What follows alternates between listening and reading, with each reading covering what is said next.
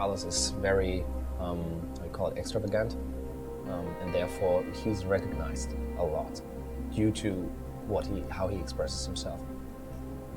The Spanish guy doesn't understands that he can only be better as a player. Penal system. Who is that? Who is that? What? Who was that? He understands that he can only be better as a player. 2013. If he's calm inside. His early days were like in 2011, 2012. Like he was one of the earliest streamers of League on owned TV. So we first heard about Carlos July of 2011, I believe, and he was flagged by our tribunal system. At the time, he just got a warning. Conspiracy or facts? Following, he got case after case in the tribunal, and he was quickly on his way to a permaban. At the beginning, I tend to react to the game, I think, I don't care. So Carlos was extremely critical on his teammates. In fact, some of the things he said were the worst we've ever seen in tribunal cases. He was well known in the community for wishing cancer on his own teammates. Just talked about that, right? The Amumu. So when I got an email saying that I had a warning for flaming, I was actually surprised, I thought my behavior was like everybody's else behavior. Oh, this guy, man. This guy is a douchebag, man. It was the repeated tribunal cases that really made Carlos realize the severity of his actions, and that there would be consequences for these actions. For those who don't know, by the way, this is Riot Lyte, who used to be the main guy about the whole punishing system and reforming and all that. He was the head of that, who I guess left or got fired. And short after, a scandal story came out about this guy, about him being a piece of shit basically in his relationship, treating his girlfriend badly and whatever, all fucked up story. Literally a toxic individual in real life, a toxic piece of shit. And people like that are in charge. Hypocrites, biased hypocrites, shit like that are in charge of the reform and punishing system in this game. Even if he is not part of Riot anymore, it's still the same broken shit. Because literally this whole Ocelot story is basically the same as the Tyler one story. Hey, look, this guy was really toxic. And our system is so good. We reformed this person. We changed him. We made him a better person. Thanks to our system, guys. We're so good.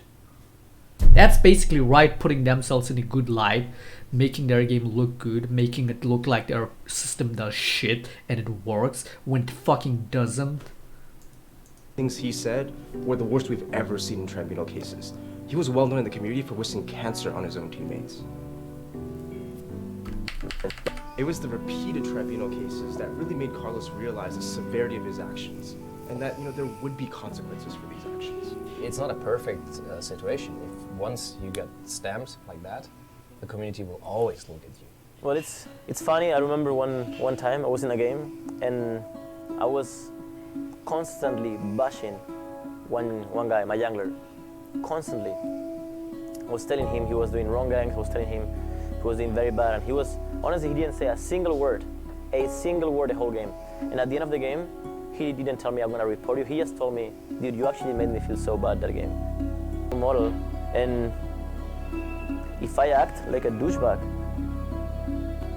they're gonna act like that too. I decided to change myself, literally, thanks to those two things. Carlos was one of the pro players that he came to us. He came to us and said, I'm a pro player and there's responsibility with that, and I want to change. How can you help me? I tried to watch his stream as much as possible. That's exactly how it happened. I was watching Exactly. his stream. So when he was, shouting out some stupid comment, something that was in the direction of being toxic, it's like, hey, no, this is not the direction we want to take this. Now I decided to filter what I read and only read the good stuff. If I the fun fact about all of this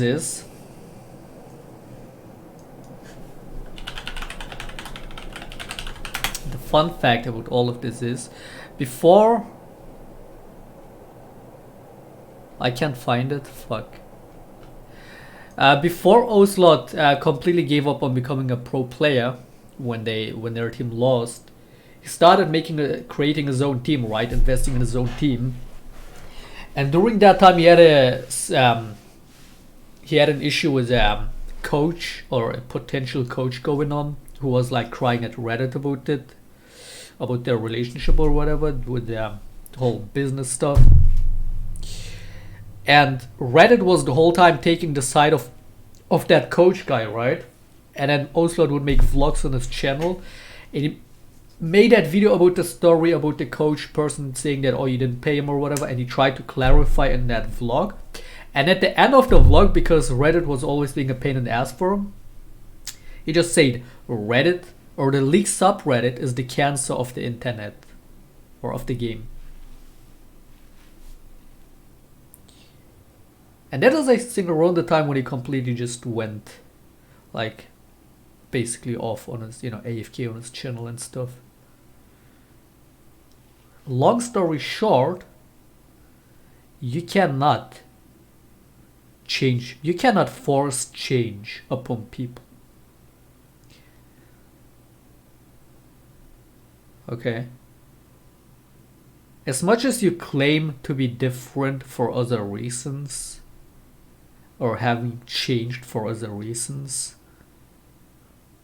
it is not the case till full conviction, okay? As long as you're not fully convinced about the reasons that lead to you changing, it doesn't happen. And you can especially not force that on someone to change for your own benefit. You can't do that. It's not possible, and it's morally it's not a good thing to do.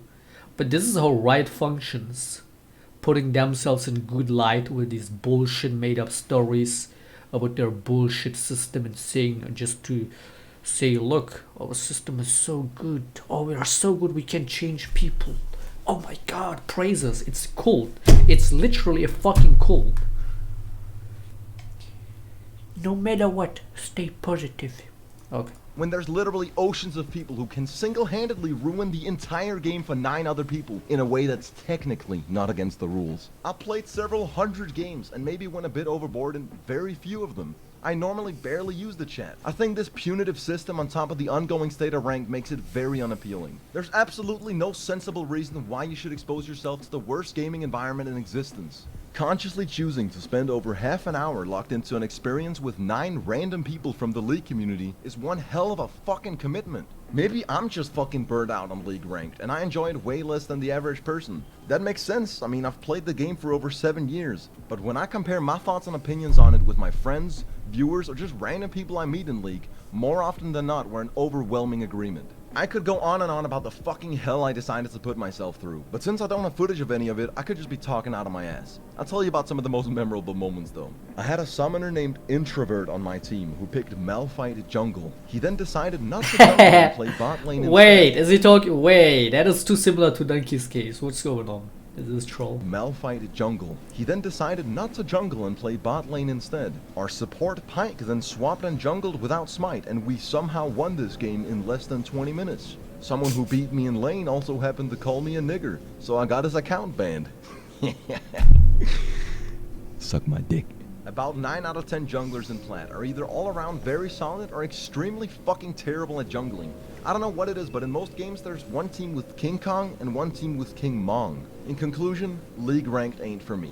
I'm probably still enough of a sucker to play it towards the very end of every season, but I stand by all the reasons I moved away from it. It's been a very good decision and I can highly recommend it. I still enjoy League with my friends as long as I don't play it super often, but I'm happy the ranked season is over. Off-season is hands down the best time of the year for League meta, seeing as Riot really opens up a lot of opportunities and lets the community really go to town on it since LCS and Worlds isn't happening. Now I know you can probably tell that I didn't put a ton of effort into this video.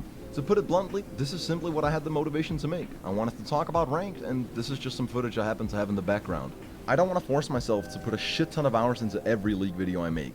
Sometimes I have the motivation and drive to make something really special, and at other times you hear a burnt out cunt talk about ranked for 10 minutes and 5 seconds.